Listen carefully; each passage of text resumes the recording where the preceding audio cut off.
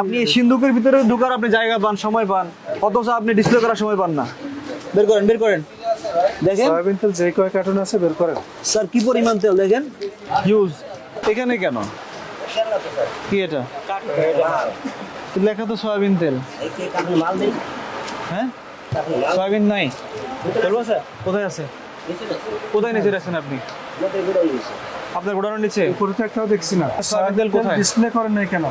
আপনার সবকিছু ডিসপ্লে করার জন্য আপনার সময় হয়, জায়গা হয়।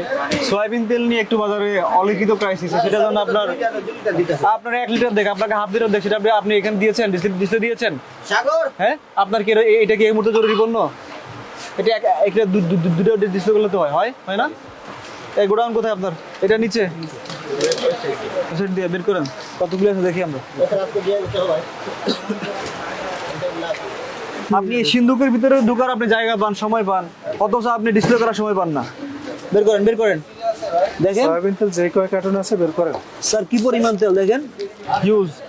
হ্যাঁ, সবগুলো বের করেন। আপনার এত বড় দোকান, আপনার কাছে এত তেল আছে, আপনি ডিসপ্লে করার সুবিধা পান না, সময় পান না। এখানে ওনার কোনো কথাই সব অগ্রহণযোগ্য কথাবার্তা, মানে আপনি এত তেল আপনি কার্টুন খুলে খুলে আপনার এই গোডাউনে ঢুকানোর সময় পেয়েছেন, অথচ আপনি এখানে তেল ডিসপ্লে করার সময় পাননি। লুকায় রাখার কি আছে? অবশ্যই লুকায় রাখছেন। আপনি যেভাবে ভিতরে ঢুকায় রাখছেন, সামনে সিল করে রাখছেন এবং সামনে এখানে প্রদর্শন করেন নাই, এখানে প্রদর্শন করেন নাই মানে হচ্ছে লুকায় রাখছেন। আপনার উদ্দেশ্য তো ভালো মনে হচ্ছে না। যেহেতু সয়াবিন তেল নিয়ে আলোচনা এখন বেশি এবং সামনের রমজানের ঈদ আছে, সয়াবিন তেল আপনি 135 বোতল পেয়েছেন, 2 লিটারের বোতল।